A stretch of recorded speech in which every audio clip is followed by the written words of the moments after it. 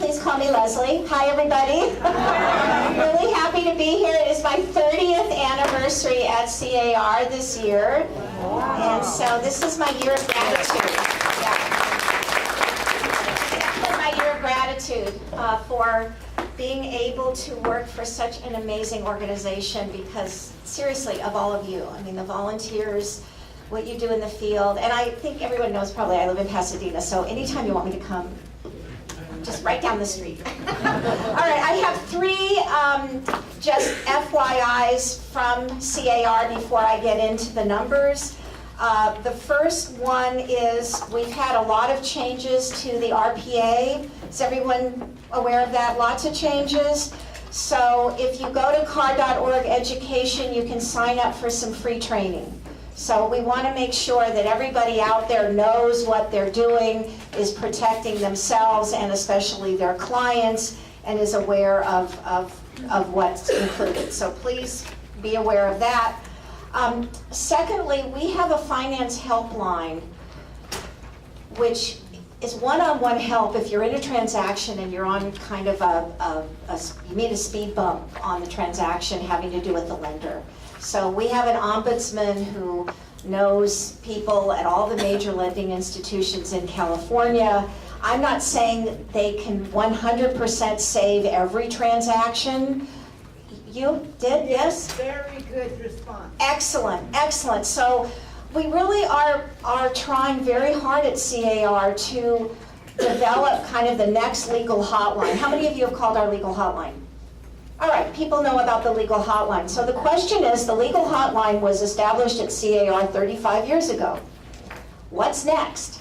Well, we think financing is going to continue to be an issue for many people, right? Yeah. So that's why we started the finance helpline. It's still kind of baby steps, but I want you to be aware of it. And again, go to C.A.R.org, lots of information. And then finally, we have our expo in October. It's in Anaheim, so no excuses. I expect to see everybody there. To go into the trade show is free. If you want rubber chicken for lunch, you do have to pay, but we have some great speakers, including Sully Sullenberger on Wednesday, which I think is going to be absolutely fabulous. So anyway, that's it. That's my unpaid advertising. Now I hear that Lawrence Yoon was here. Yes. Right? How'd he do? Great, right? He did a great job. So I am not going to dally too long with the national stuff, but I just kind of want to set the context for what's going on. So recent data that just has come out over the last week or so. So the first quarter, we knew it was bad. Well, it was actually worse than we thought. And most of this, it's now a decline of 2.9%. People got a little bit freaked by that. It's still, the main reason was it was really too cold, right? In many parts of the country, it was just too cold. So when you look at the components that make up gross domestic product, the components that add to and create economic activity, you can see if you just look at the teal numbers, consumer spending was way down, fixed non-residential investment was negative, exports were negative, and the government sector was negative. So everything was either down or actually contracting in the negative. Personal consumption, look at the big drop between the fourth quarter, 3%, down to about 1% in the first quarter. So consumer spending's about 70% of economic activity, so that's big. And again, employment lagged in the first quarter and spending lagged in the first quarter. They're obviously closely related because in many parts of the country it was just too darn cold. We did receive some really positive news last week about employment, right? The monthly employment number was what, 260,000 jobs about last month. It exceeded expectations. You can see there at the end, we've got the, I don't ever have anything in order, but the unemployment rate nationally is now 6.1%, so that's pretty terrific. You can see that the loss in jobs happened in a very concentrated period of 2 years. this recovery has gone on now for 6 years. So how bad has it been? This is a great graph. In addition to the colors, which I always think it's great to have a colorful slide, unfortunately, red is our reality. Red is what we just went through. So this shows you that in every other post-World War II downturn, employment has come back within about 2 years, right? And certainly by 3 or 4 years into the recovery, you've replaced almost all of the jobs.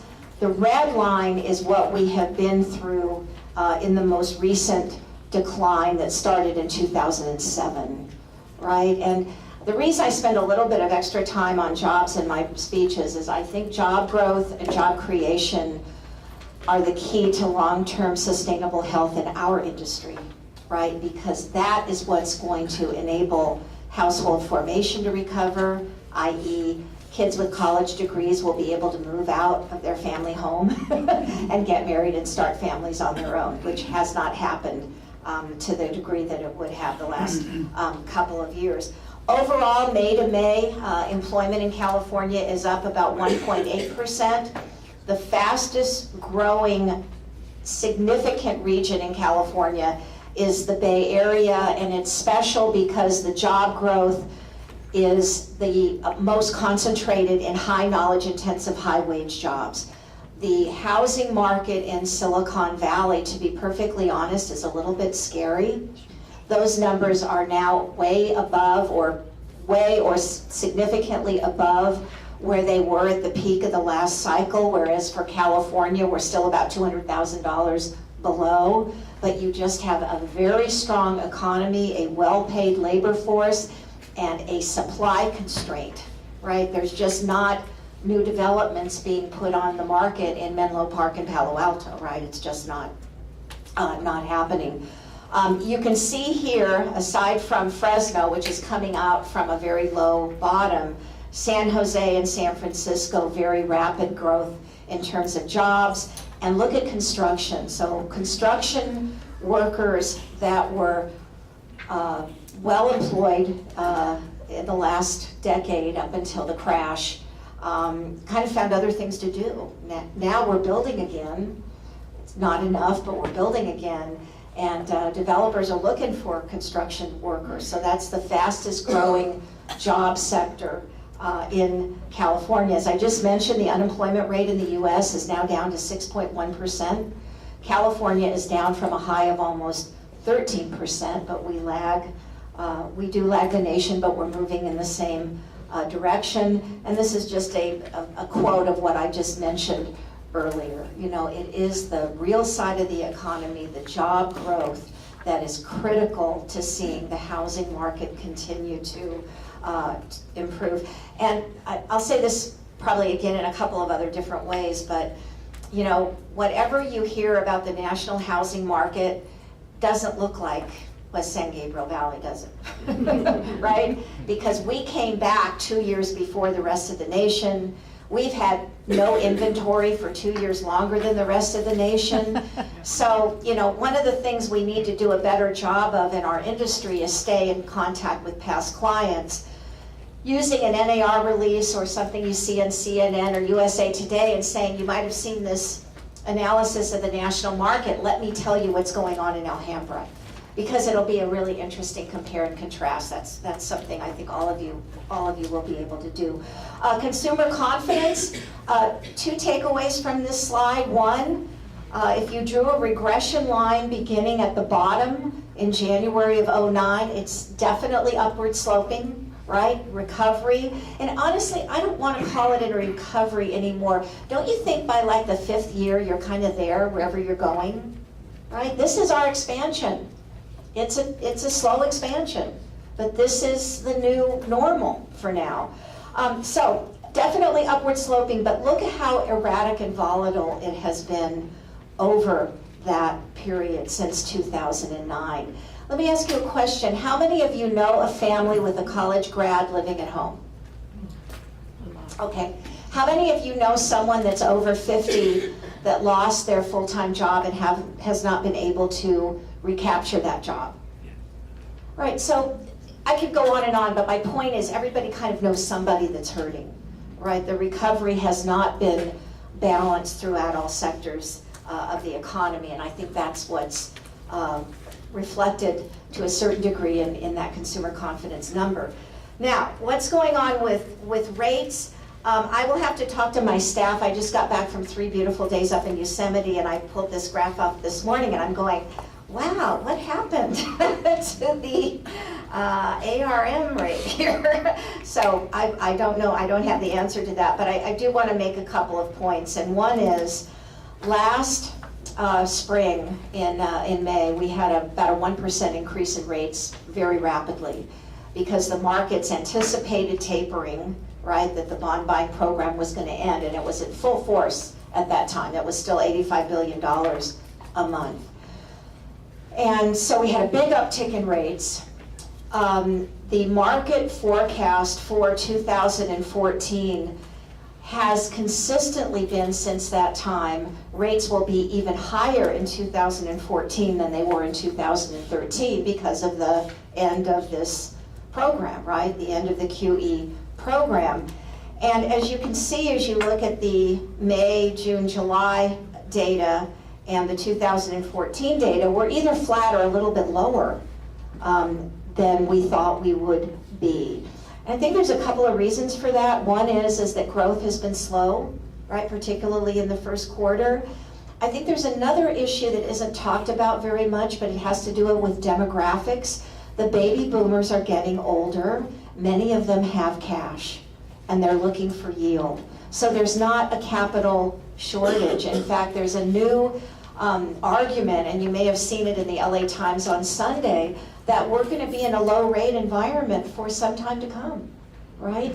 And I'll show you something very interesting, another colorful chart. So this starts in 03, and at the beginning of every colorful ribbon is the 10-year bond at that date.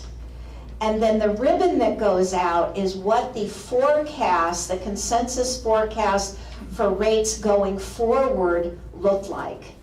So not only is it a beautiful graph, kind of looks like New Orleans to me, or Chinese New Year, it's so pretty, but what it tells you is we have been forecasting higher rates for a long time, and most of the time we've been wrong, right? So the issue with the mortgage environment today isn't the level of rates, and for anyone that's been around even half as long as I have, you may remember in the 80s that a great rate was 13%. You know? So it's not the level, it's really the underwriting, right, underlying it. So there you go. One of the questions I do get occasionally is, you know, the Fed has been just pumping reserves into the economy, into the banking system. Isn't this going to create a hyperinflation? So, no, the answer is no. And what has been going on is that the banks have simply not been lending anywhere near to their full capacity. So this is a graph of excess reserves. These are reserves held by financial institutions over and above what is required legislatively, right? This has nothing to do with Dodd-Frank or anything like that. This is just capital requirements. And you can see that excess reserves were zero up until September 2008, right? Financial panic, crisis, the Fed starts pushing money in, and guess what they did with it? They held on to it, right? They held on to it because they're managing their bottom line. That's why we've never seen this tsunami of foreclosed properties coming on in the market. Haven't you heard that for years? Well, the shadow inventory. Right? Oh my God, yeah, shadow inventory, it's coming. And I kept thinking, like, why would they do that? Why would you do that? You know, they've been managing it kind of all along. What's happened to housing affordability? Well, in 2012, it was the best year to buy property in California. In fact, that year and a few years before that.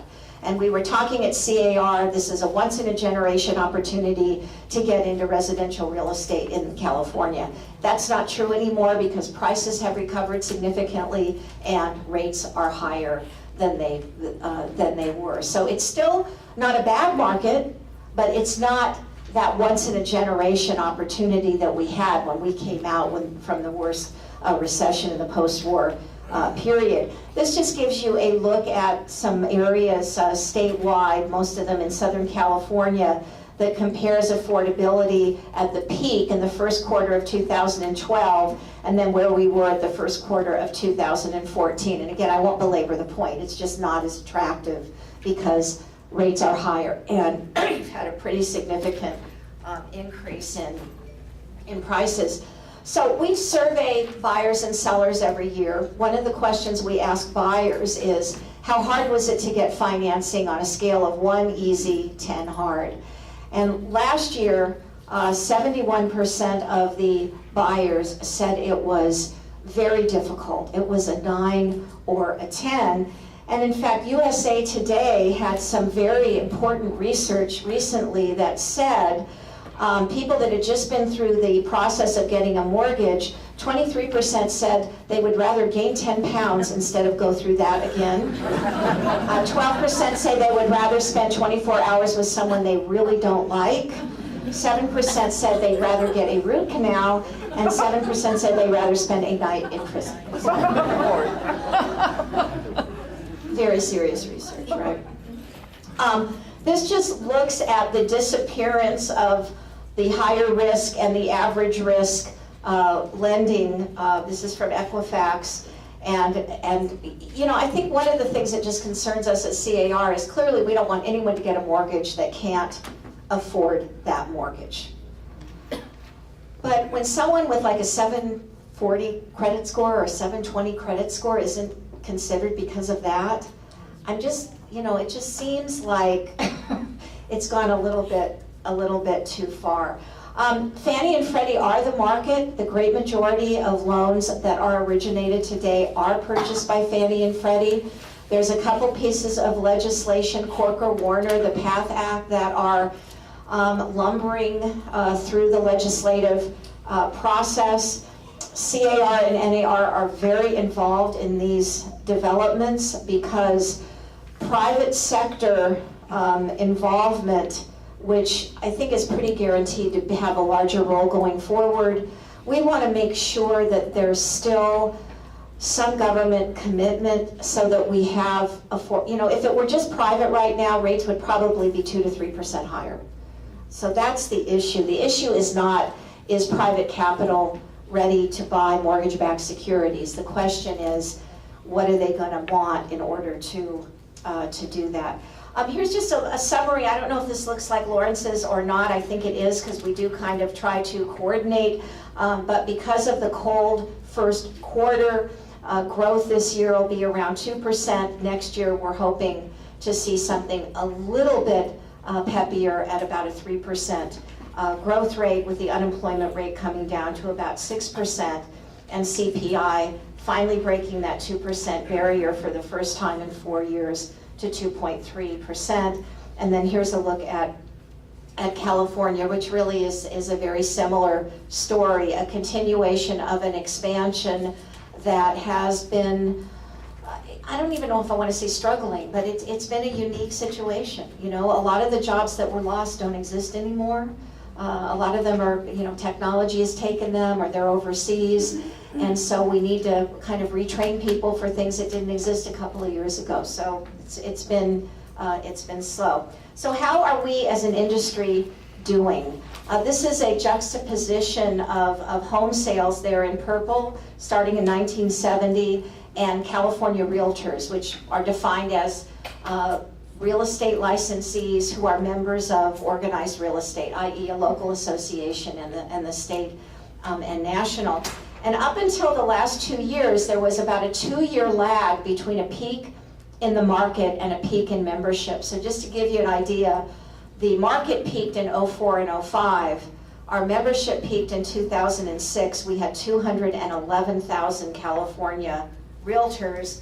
It reached a bottom of about 155. We're going to be at about 175 this year, California realtors, even though this is going to be the second year of a contraction in the market, right? The market dropped about 4% last year. It's going to be upwards of 8% this year, partly because of lack of inventory, right? And partly because of affordability issues. So you have the market the last 2 years going in an opposite direction from what's happening with membership. And part of that is because the barriers to entry in our industry are low, right, compared to other industries. If you want to be a beautician, you've got to cut hair for what, 2,100 hours or something?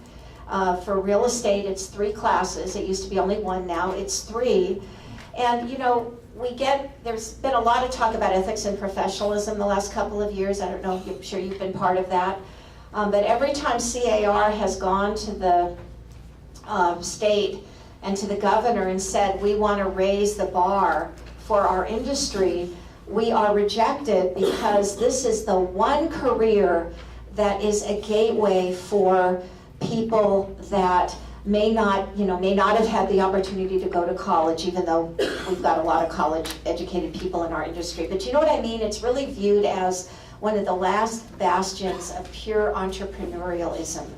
And honestly, I don't know about you, but I'm really proud of that. I'm proud to be part of that. Yes? That graph showing low membership doesn't necessarily mean there's less realtors out there practicing real estate. It just means a lot of them are not paying their dues. Right, so if you're not a member, you're not counted here. And we have about 1/3 of the total licensees.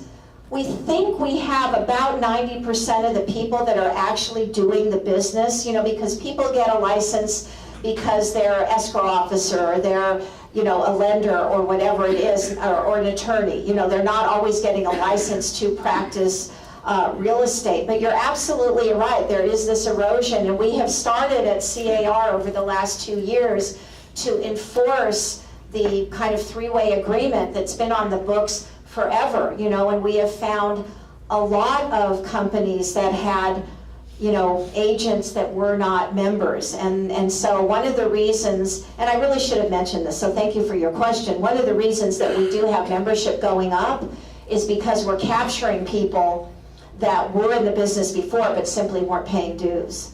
So that's one of the things that we feel pretty strongly about. This rule is on the books. It's not fair to all of you, right, to be supporting people that aren't paying. And it's been an interesting couple years in that environment. Let me just say that. Here's again kind of a look at the new members and the renewing members. A big bump up in new members when the market was absolutely booming, right? And then when you look at who we lost percentage-wise in the downturn, we lost more of the newer members, right? Because not having experience when things change so rapidly was not helpful in keeping you kind of in the business. And then here's the point I was making earlier to your question. You can see the DRE licensees.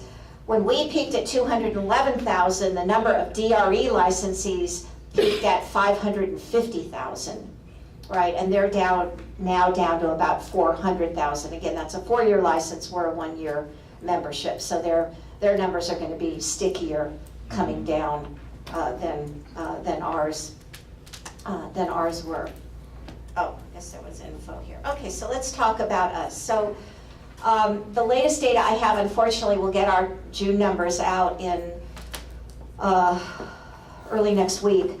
Through May, we're off about 11% compared to last year. Does that feel about what you're doing in this market? Yes, no? Kind of, yeah. So if you kind of just eyeball the chart here, you can see starting in the middle of 2013, the market started to slow. And it was in response to that big uptick in rates. That kind of shook people up a little bit. Let's wait and see what's going to happen. There's a lot of uncertainty when you get a significant increase in rates after no increase for so long, and people kind of wondering what happened. We plateaued out in the December, January, February period. April and May have been pretty peppy, right? But the spring home buying season has looked pretty good, but we're still down almost 10% compared to a year ago. Now, inventory's up a little bit, But you know what happens at this phase in the cycle, and you all know, you get a lot of overpriced listings, right? Because sellers don't see peak and down, they see a straight trajectory, right? They look at the last 4 years and go, whoa, okay, let me add 20% onto that comp, and that's what my house is gonna sell for. Well, that's not the way it works. Here's a graph, and again, I'm gonna leave a flash drive. This will be posted on your board website and the C.A.R. website, so you'll have time if you're interested to kind of look more carefully. All I wanted to do here is show you that way down at the bottom in Santa Clara County, so that's Silicon Valley, their median in April was 900,000. That's the peak. That's the highest it's ever been. So they're above the bottom. For Los Angeles, we're still 35% below the peak of 625, right? So that's pretty encouraging, because that means there's value, there's opportunities out there, right? So you've had a lot of discrepancy in terms of the price appreciation when you look at various places in the state. In April, in LA County, only 3% of the sales were REO, and only 8% were short sale. San Bernardino still leads the area in distressed properties, but 5 years ago it was 70–80% of that market. So that's really disappeared. And here you can see what the recovery looked like. So this is equity sales with the equity, traditional standard sales. 30% of the market in January of 09, 88% of the market today. All right? Short sales, 10% up to 25, now down to 5.9. This is the most dramatic. I saved the best for last. REO, from 60% down to 5.3. So that's a lot of investor activity, right? And first-time buyers when they could compete with the investors, right? And a lot of all cash, right? And a lot of international interest, right? Not just for living, but for investing. Here's what April looked like. These are the numbers that were at the end there. What about prices? In May, we had a $465,960 median. That sounds pretty good, doesn't it, for our area? Up about 11% from May of last year. We had months a year or two ago where we were up 25, almost 30% on a year-over-year basis. So prices are not appreciating like they were, right, in any way, shape, or form. Now, the last couple of months have been good because we're in this spring home buying season, but we're up, 11%. We're not up 25%. So that rate of appreciation has been slowing. Inventory, 3.6 months. That means that the current rate property is selling will be out of inventory in 3.6 months. Average is about 6 to 7 years 6 to 7 months of inventory. So we're still about half what would be considered normal. It's certainly better than it was a year ago, but as I mentioned, you've got a greater share of overpriced listings, and you've got more price reductions showing up, particularly at the high end, right? The higher you go, the more price reductions you're seeing. Here's just a breakout of inventory by price category. So at the lower end of the market, 3.2 months supply, at the upper end, 4.8. So again, there's less, and this is the ratio of listings to sales. So again, there's just less depth to the market at the upper end. Here again, another colorful slide that breaks out inventory by price category. So $1 million or more properties, the purple, worst experience during the downturn, right? January of 09, there was like a 28-month supply of $1 million homes in California. Not so anymore, whereas the 300,000 and below has been pretty scant for quite a long time, right? For quite a long time. Inventory was low because on the demand side, we already talked about this great affordability. Low rates hurt investors. If you had cash, there were two options, equities or real estate. So that pushed a lot of money into real estate that wouldn't if rates had been higher, right? So there's really two, low rates are great for affordability, but it's also an attractive magnet for investors looking for yield because the upside was on the price appreciation, right, for them. Supply side, we weren't building much. We had a lot of underwater homeowners who couldn't do anything. They were stuck. Not a lot of foreclosures. Investors were renting instead of flipping. This was one of the unique parts of this cycle, right? And we've had a phenomena of off-market listings, which my particular problem with them, well, I have several, but one of them is it screws up my data, pardon my French, because I'm getting my data from the MLS, and if it's not listed, it's going to be difficult to kind of count everything. But from a fiduciary duty for clients, I still have yet to hear the argument that explains why the seller gets a better price if the property is exposed to fewer eyeballs. I mean, somebody explain that to me. I certainly understand if you've got Brad Pitt's listing, Brad Pitt does not want 300 people oogling his underwear drawer. I get that. But for just 99% of the transactions, and I will tell you, for anyone that is thinking about this or involved in it or wondering the issues, aren't we teaching consumers how to sell real estate without us? Isn't the big thing about residential real estate was, I will list your property on the MLS. It will get exposed to the largest marketplace of buyers possible, and you need me to do that, right? If it becomes kind of just a one-on-one personal group little deal, aren't we, I don't know, just think about it. It really concerns me, because to me, the sharing and cooperative nature of the MLS is what unites us and gives us our value, right? It's a big part of it. And to negate that and to advertise to clients that we negate that and you can do better without it, I'm concerned about the long-term implications. So let me just say that. I talked about how many investors are renting instead of flipping. Look at what's happened to rents over the last 3 or 4 years.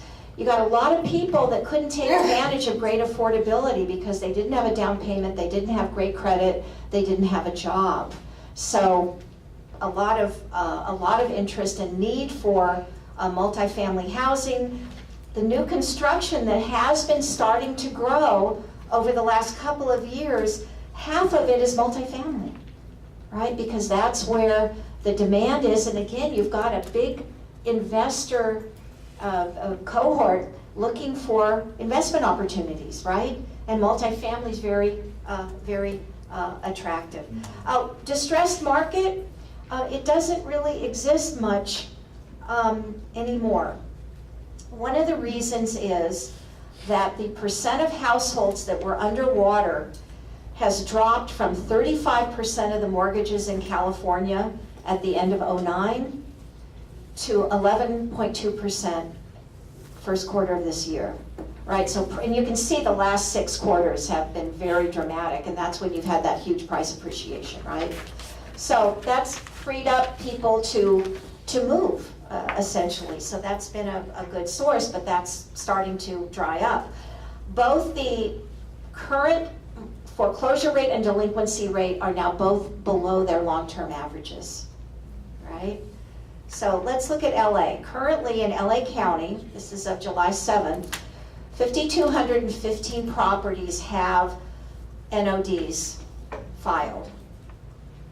4,835 properties have an auction date set, but there are only 912 REO for sale. That the banks took back at the courthouse steps and have for sale. In San Gabriel, there is not one REO for sale. In Alhambra, there are 4, and I'm sure they're gone by now. It's 3 days later. In Monterey Park, there's 1. I'm sure that's gone, right? So that's how dramatically things have changed relatively quickly, in my view, relatively quickly. So let me just go through the latest data from the MLS. and this is data through June. So year over year in June, sales in LA County were down about 8.5%. Increases in March, April, May, flat in June on a month-to-month basis. Median price of $500,000, so flat from May, up 8.7 year over year, so single digit in LA County for the first time. About 20,233 properties for sale. It's about flat month to month and year to year. So I've been feeling this pause in the market. Are you feeling that? A little bit of a breather and not sure whether it's going to be good or bad, right? It's just paused. And about a 2.4 months supply.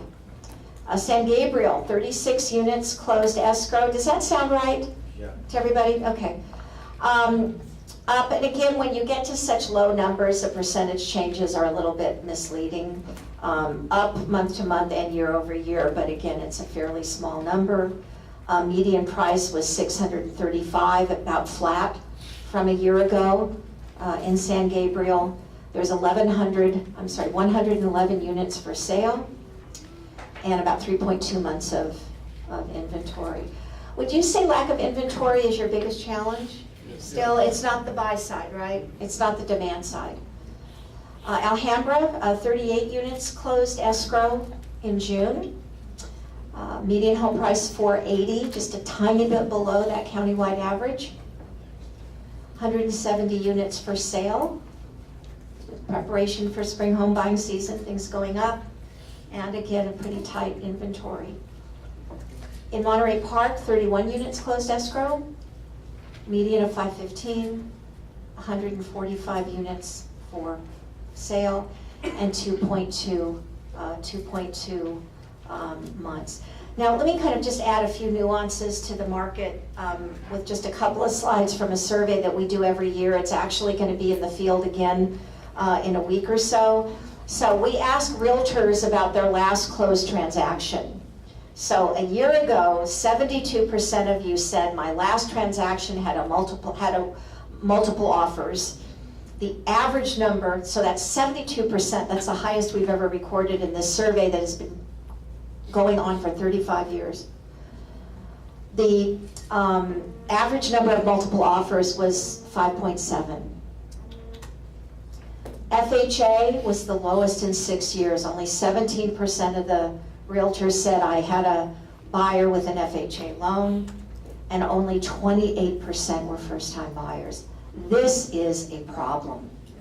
With market conditions the way they are in terms of prices and rates, we ought to have twice the share of first-time home buyers than you see here.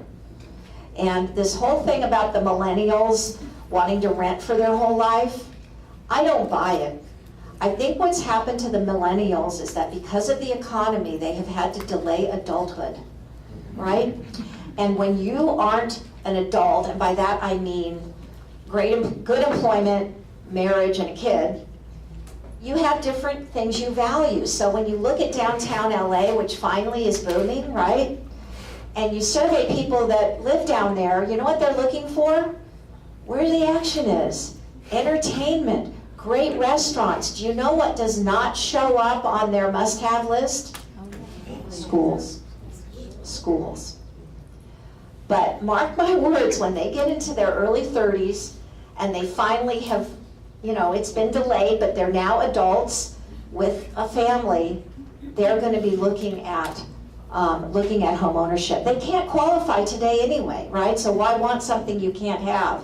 So I just want to not have this kind of discussion about millennials wanting to rent forever not go unchallenged, because I think it's really a response to the economy. Yes? Leslie, the hardest thing today is that first-time buyer has to get a loan, Right, and all the sales are cash. right. It's almost impossible to sell something to somebody. Yeah, you can't compete with all cash, and it's tough. Now, 28% of the realtors said they were representing a first-time buyer, so it's possible, but it's hard, absolutely. You know, because all cash, you don't have to deal with appraisal issues, right? That's big. Yes? I was just curious as to, do you have the statistic as to whether they are investment versus residential? You mean home ownership? Right. Yes. Hold on. Okay, sorry. So, no problem. So we asked, was the buyer an investor? And in 2013, 19% of the realtors said, I was working with an investor. So then, and in some markets, in some months, it's been much, much higher, right? It's been 30%, 40%. This is a statewide survey a year ago. So some areas much more than others. So 19%, well above the long-term average. And then we asked, did they rent or flip? 82% rented. Right, so that's one of the reasons why inventory is so low. You've had a much higher investor participation, and they're not giving it up. They're renting them out because that's where the yield is, right? It makes perfect sense. In 2012, 30% of the realtors said it was an all-cash transaction. Last year it was about 27%. I think this year it might be about 24%. You know, it's coming down a little bit. Investors are leaving the market just because they've kind of eaten all the good parts, right? They got all the good stuff, and prices have gone up, right? So the deals aren't quite as attractive as they were. 8% of the realtors said, I was working with a non-US resident. How many of you have done a deal with a non-US resident? Anybody? Few? Yeah. It's an important part of many markets in California. Absolutely. And they have a greater share of all cash. 35% of the foreign purchases are all cash. 30% of that 8% are from China, 13% Mexico, India, Canada. You know, one of the biggest frustrations, I'm sure for all of you and certainly for me as an economist, is how hard it is to get good data on what's going on. We are the most underdocumented industry in the industry array, right? I mean, it's just, you'd think we ought to be able to just say, you know, da-da-da-da-da, here's what's happening, but unfortunately, when someone buys or sells property, they don't provide the government or C.A.R. or the DRE with all of this great information, right? On, you know, who they were and why they wanted to buy and what country they were from and what they were going to do with the property. So this is just one source. It's a survey that we've done for 35 years, and it's asking realtors about their last close transaction. So what does the forecast look like? Well, for this year, a drop of 4.4%, I will honestly tell you, I think that's a little optimistic. I think we're going to be down more like 6 to 8% this year.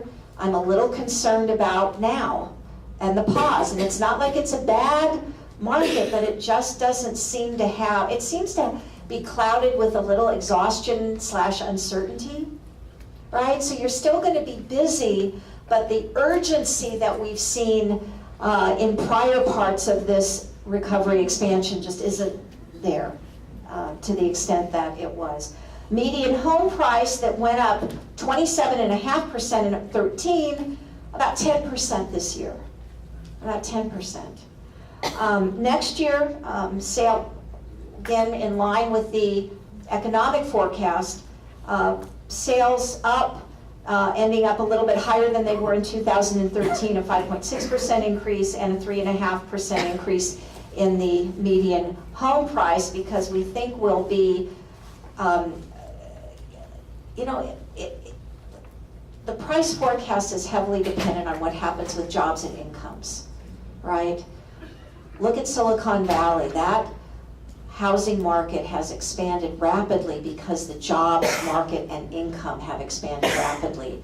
If they kind of start to level off, you're going to have a different dynamic to that market, you know? So I definitely think one of the scenarios going forward is for what you see here, which is more of a plateau in housing prices for a while, especially if we have a continuation of relatively attractive rates, which I think is likely.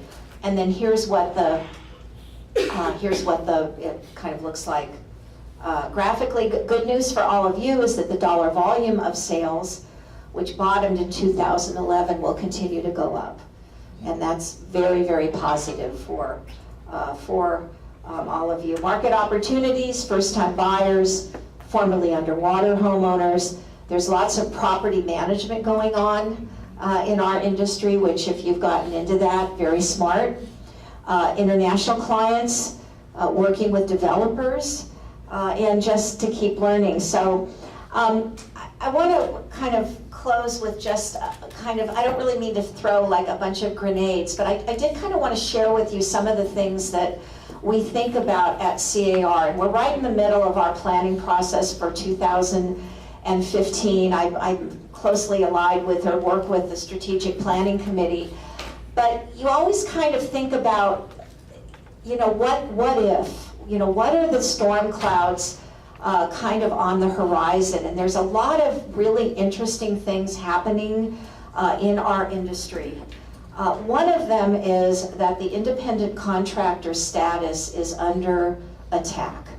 There is a lawsuit. Is everyone aware of this? Mm-hmm. There's a lawsuit that was filed by some former Coldwell Banker agents that essentially asserts that they were employees, not independent contractors, and that they should be paid back wages and they should be paid for expenses. And if you want the legal details of this, I will definitely make sure that you get them all. I'm not an attorney, but that's one of the things that we've thought about at C.A.R. What if in California, realtors can no longer be independent contractors? What will that mean for a brokerage, right? How many agents will they keep on, right, in that kind of environment? How many members will we lose? Again, it's just something to think about, because we don't have a lot of control over how that court case is going to come out. I mean, we're doing everything we possibly can, as has Coldwell Banker, but just be aware that, and this has happened before, it's not a new issue, but it's always settled out of court. It's never gotten this far. The rise of the team. Now, way back when I started at C.A.R., there were lots of teams, and it usually was two ladies who had kids, and they were going to share the job so they could spend more time raising their kids. Today, a team is a business within a business, right? It's a business within the brokerage. And for many, now I don't know if I want to say many, but in some cases, that team is a lost leader for the brokerage, right? So the brokerage is just kind of left with all the liability and none of the revenue, right? But they've created these teams, and the teams can be anywhere from like 2 or 3 people to 10 or 15 or 20 people, right? Depending on the organization. And the Keller Williams model is all modeled on team. But that has some very interesting implications, I think, for our industry. TurboTax for real estate. Even if you go to a CPA, they use something like a TurboTax, right? So how hard would it be to do a transaction, a real estate transaction a la TurboTax?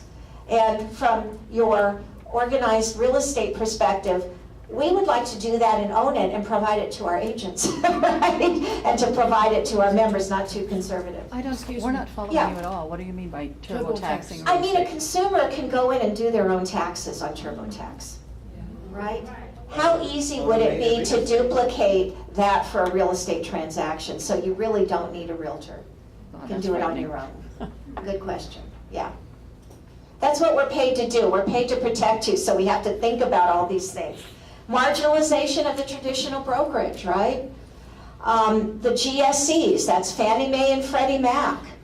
If they're out and private capital's in, we're going to have an industry that might see a significant increase in mortgage rates, right? What will that look like? Millennials priced out of the market, right? That's a big problem right now. 28% of the buyers last year were first time in a great market. That's a challenge. Google buys Zillow and dominates the market. And we talked about a lot of this stuff. We had a retreat a couple years ago, or a couple of weeks ago, and we had a lot of fun with it. But my boss, Joel Singer, his comment was, you know, I'm not worried about the Googles, I'm worried about the guys in their garage, right? I'm worried about those kinds of change. So I think my advice is to just keep doing what you're doing, like be a great realtor, and stay tuned because we're aware of how the industry is changing. We are aware of what's going on in other businesses and other industries, and we will keep you posted on everything. And I don't mean to overly scare or be overly negative, but I just want you to be aware there's a lot of things at play because the pace of change is accelerating so quickly, right? Just so quickly. I mean, who's going to buy an Amazon phone here, right? You know, who knew Netflix would lead 2 series for the Emmy Awards, you know? Netflix, what? You know, who's creating content? So lots of changes. So I always like to close with a couple of book recommendations from, these are the 3 books that the Strategic Planning Committee at C.A.R. has read so far. We've read a leadership book that is absolutely amazing. It's the biography of Nelson Mandela, and I highly recommend it. It's just an amazing story, you know, of strength and perseverance, and a window into Africa, right, into that continent. We also read The Mortgage Wars by Tim Howard. Tim Howard was the CFO of Fannie Mae. He was, I think the right word is indicted. All charges were dropped, but he had about 6 years to go through cardboard box after cardboard box. And really, what I liked about this book is it was a look at the financial crisis from the perspective of the mortgage industry, right, and the GSEs. And then another book, Being Wrong by Catherine Schultz. Has anyone here ever been wrong about anything? Yeah, so her book is about how being wrong really makes you stronger, you know, and how important it is to recognize it. And the big problem, and I think I may have said this before, she uses the example of the Roadrunner cartoon where the coyote runs off the cliff and keeps running until what? Until he looks down, right, and sees that he has nothing supporting him. So the problem is when you ask the question, what does being wrong feel like? The problem for all of us as human beings is being wrong feels like being right, right? It feels like being right. So this kind of embracing humility and being open to listen, to understand, not to respond. Has anybody ever consciously thought about how different that is? You know, when someone's sharing something with you, and all of a sudden it's like, well, my aunt had this experience, and my kid did this, and blah, blah, blah, blah. Or just letting all of that go, right? And not making it about you, and not making it about what you're going to say, but just listening. So if you were to ask me, Leslie, what would you like your legacy at C.A.R. to be? My answer is I would like an annual CE requirement for active listening. Because I honestly think everybody's business would improve, right? Listen to understand, not to respond. A couple other books that were not assigned to strat planning, but I'd like to recommend. Creativity Inc. is by the founder of Pixar. And it's a great leadership book, how to manage a team, how Toy Story became Toy Story, right? So there's no bad ideas, it's just how do you implement and get to the end. Michael Lewis, if you read The Big Short, if you read Boomerang, Liar's Poker, he does a fascinating job of spinning the story of what's going on in the financial markets. This is his latest. It's about electronic trading. And if you're interested, has anyone here read this yet? Yeah, if you're interested in the stock market, this will scare you. Big, Hot, Cheap, and Right, What America Can Learn from the Strange Genius of Texas.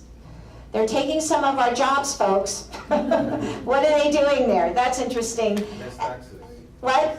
I said less taxes. Yeah, less taxes, absolutely. More pro-growth, right? Houston has no zoning. I mean, a whole different thing. I mean, part of the whole California thing is what? Not in my backyard, right? Not in my backyard. Yes? There's one more book, Leslie, you need to put on your list. Okay. It's called Job Creation. Yes? Until government gets out of the way, Yep. we're not gonna create enough jobs. And that's what Texas is doing right now. Absolutely. They have got out of the way and they've let the entrepreneur go out Absolutely. there and work. And that's why this book is here, because it really is a great look at how they're doing it. And they are staying out of the way, and they are getting regulations. But I will tell you, the government is representing many people in this state, right, that don't want to have, I mean, I have friends that live up in the wine country, and they wanted to put a distribution center in a warehouse, and all of the homeowners in that area said, are you kidding me? I moved to Sonoma because I want to enjoy this rural environment. You can't build that here. You know, so I just want to make the point, the government isn't some omnipotent other. It's us, right? It's in many cases, it's representing people that don't want development, don't want more jobs, and it's choking us. You know, Toyota is leaving for where? Yeah. Another one is called The Box. This is about the container cargo shipping, and I just liked it because it's a book about discontinuity, how something as simple as that. I mean, I always loved the story about Charlemagne going to China, where they were so far that, society, the empires were so far advanced from everybody else, but they had saddles with stirrups, right? I'm serious. So Charlemagne comes back to Europe and changes how they fight, because now you can stand up and leverage your sword or your spear, right? Because of a stirrup, right? So there's a container cargo thing. So there's one other book that I just downloaded. I've only read the first 3 pages, but I want to recommend it because it's another one of those issues that I should have had on my storm cloud. So Citizens United, right? Everybody aware of Citizens United? It was a Supreme Court case that said corporations are people, and they can contribute. There's no limits. People can contribute, right?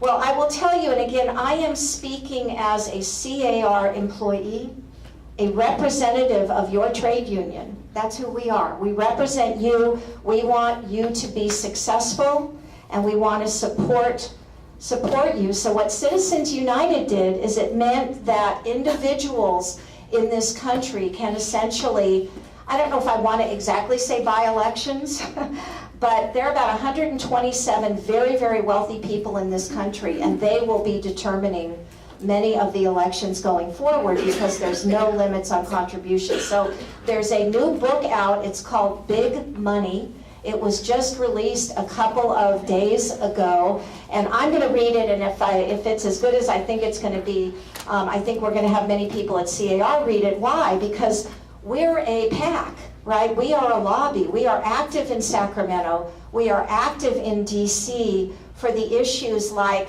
the mortgage interest deduction, right? That impact you. We support both Republicans and Democrats depending on how they stand on real estate issues.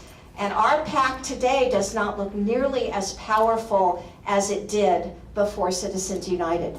It has essentially changed the playing field. So that's, I think that's really something that we all have to recognize, because there's a lot of things that C.A.R. does that some of the big companies do. We kind of get like legal hotline. Well, I have an in-house attorney, and then we kind of say, well, a lot of your people call. There's always a little bit of an issue with that. But the one thing that we do, and I think we do very, very well, is represent you in government, right? At the local level, at the regional, at the state, and at the national level. And I don't know how it's all going to work out. I don't know what all the big issues are going to be going forward, but I do know that realtors will need organized real estate to voice their concerns, right? To be the advocates for home ownership and private property rights. That vigilance is key. I mean, most of what goes on in Sacramento, we may have 6 to 8 sponsored bills from C.A.R., but will kill about 600, right? Because there's a lot of nutty stuff that goes on up there. So anyway, I just want you to know that we care about you. We want you to be successful. We want you to be informed. And my email is leslie.a@car.org. I may not know the answer, but I know who to talk to get the answer. If you have any input or any questions, you know that you can always find me. So I'd love to answer any questions that you might have, right? Is there anything, yeah. Real quick, what was the basis behind that lawsuit from those agents? Because I know that right now, as far as the VRE concerned, is you are an employee, but as far as IRS is concerned, you are an independent contractor. You know, I will provide Albert with all the background. It's essentially the extent of the span of control and how you're told to do your job or not. I know that one company is no longer having a manual. They're calling it a guide, for example. So it gets kind of technical, but they're essentially saying, we were told what to do and how to do it. And we were not, we essentially were employees. We were not independent contractors. And you owe us all this, back wages and back expenses. And the court so far has been buying their argument. So anyway, I'll get Albert, if he doesn't have it already, we've got, a lot of background on it. I'll be happy to provide it to everybody. Yes? Oh, Big Money. And then there's a bunch of junior titles under it, but the main, if you just put in Amazon.com Big Money, it'll come out, and it just came out a couple of days ago, but I do highly recommend it, because I do think we need to educate ourselves on what this post-Citizens United world looks like for a trade association like NAR and C.A.R. Yeah. Yes? I'm sorry, what was the acronym GSE? GSE is Government Sponsored Enterprise, and that's kind of a umbrella term for Fannie Mae and Freddie Mac. Yes? I have a question. Last month I was reading, Freddie Mac came out and said that they're going to raise the interest rates 2% per quarter starting this quarter, it's starting July, to 5.7% by this time next year. And I was looking at that where, before. Oh, their forecast for rates was higher rates next year. Yeah, 2%, yeah. The rates in general would be 2% higher, it looked yes. like this instead Yeah. of normal, rates look like this if you look at a graph over time. But they're just going to go every quarter 2%, every quarter 2% for 5 quarters, because they're going to get it. But before September 19th, when Obama came out with his plan, Freddie Mac came out and said, Fannie Mae came out and said, interest rates should be like 6.5%. And so if they're saying that, that's where they're going, right? Well, but they can't go there on their own. I mean, No, we've got an okay. international capital market, And then right? Freddie Mac came out on hearing that prior to September 19th last year, and he said, well, at 7%, half America can't afford a house. Right. So then, Obama changed what he was going to do on September 19th, which was pre-released and then changed. And so now Freddie Mac comes out and says 2% each quarter for the next 5 quarters. So I'm just wondering. I'm very confused, because that just sounds like a very strange forecast. And essentially, I really do encourage everybody to look at the Sunday LA Times from this past Sunday, because there's a very good article on why more and more economists think we're going to be in a low-rate environment for quite some time. That's fascinating. Yeah. Because Freddie Mac's the face of the government, right? No. Freddie Mac is a GSE. Freddie Mac buys mortgages and packages them and securitizes them. Only the Fed has an impact on short-term rates. So I don't know, if you find the article and want to send it to me, I'm happy to respond, but it just doesn't sound quite right. Yeah.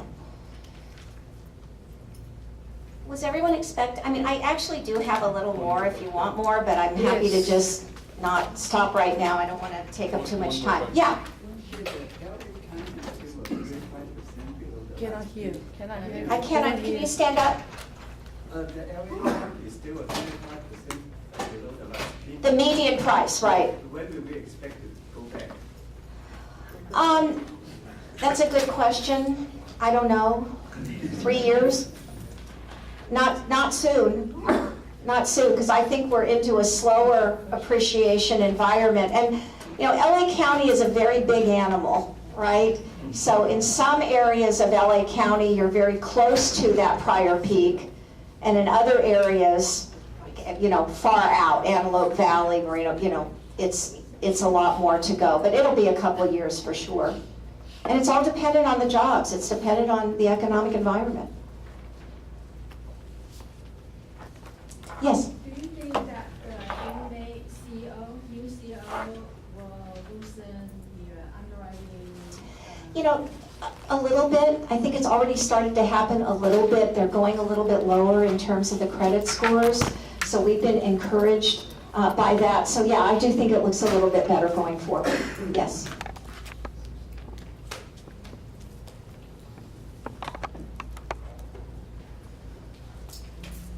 Like the best practice? Yeah, I have more slides. Do you Yes, want to hear a please. little more? Yes. If you need to go, this will be like 10 or 15 minutes. I wasn't sure what my timing was going to be. So what I've done in this part of my presentation is just taken some survey results and use them to make a point about what you ought to be doing. So if you go online and just Google good realtor, good real estate agent, you come up with this long list of attributes that make a good agent. But they aren't really actionable, So what I tried to do here is take survey results and make them actionable so you had something to do. So let me give you an example. Most buyers say they found their agent online. So you need to have a good website. Here's the survey. This is the one that we did this year of buyers, where we asked them, how did you find your real estate agent? 65% said they found you on the internet. Now, this is what they said in response to that question. It does not mean that they did not get 20 years worth of postcards from you before they found you on the internet. And I think that's really the challenge all of you face. You kind of need to be everywhere, right, to capture your clients. Okay. Most sellers and buyers interview multiple agents. What that means is you've got a shot. Networking helps. People are looking for realtors. So here's data from our buyer and seller survey. Oh, my staff is killing me here. I used to know this.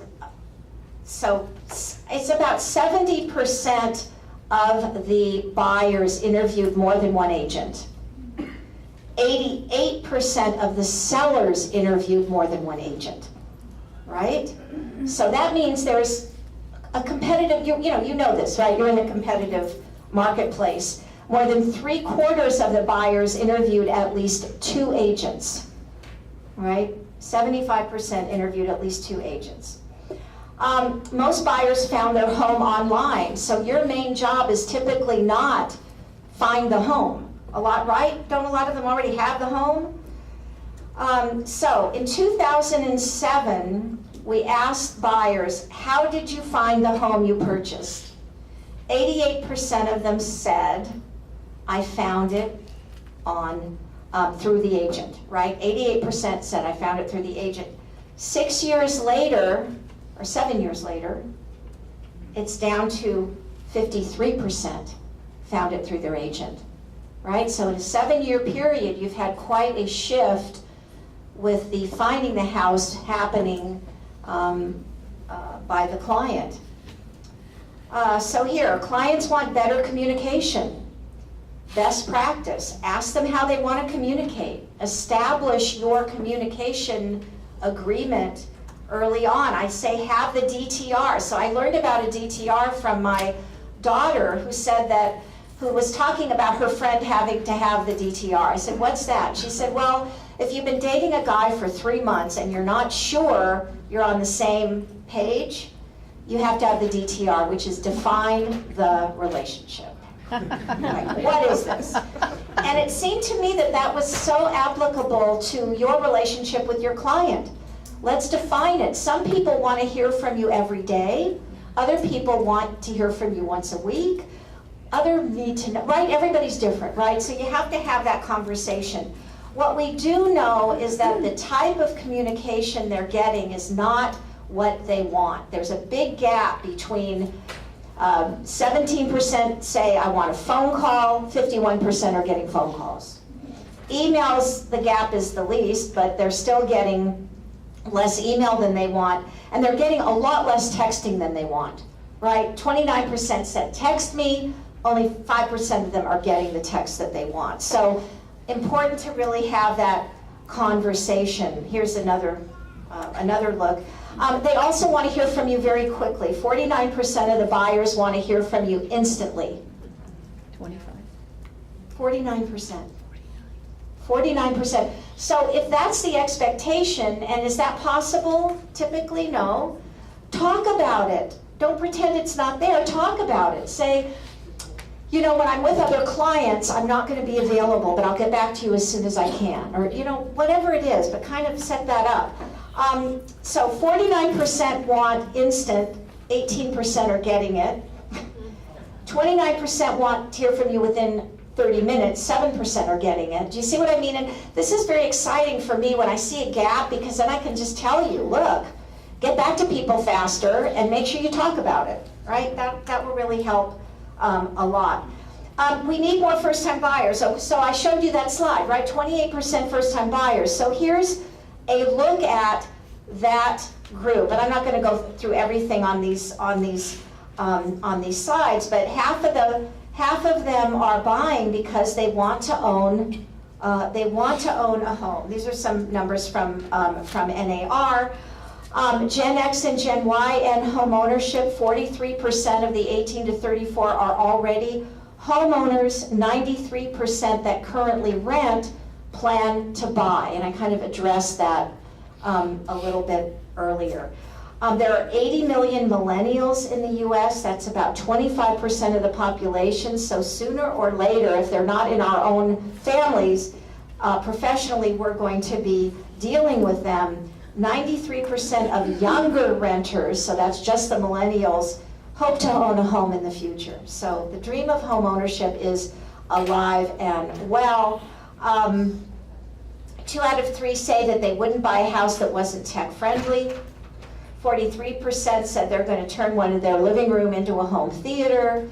56% think tech capabilities are more important than curb appeal. So again, this younger generation is really tied into all of that. And then here's just a look, and again, I don't want to go through this in any great detail, but it just kind of shows you how that pig and the python and the millennials are a very big and important demographic. And they've been hit pretty hard. Their unemployment rate is higher than any other group, but they're very optimistic also about the future.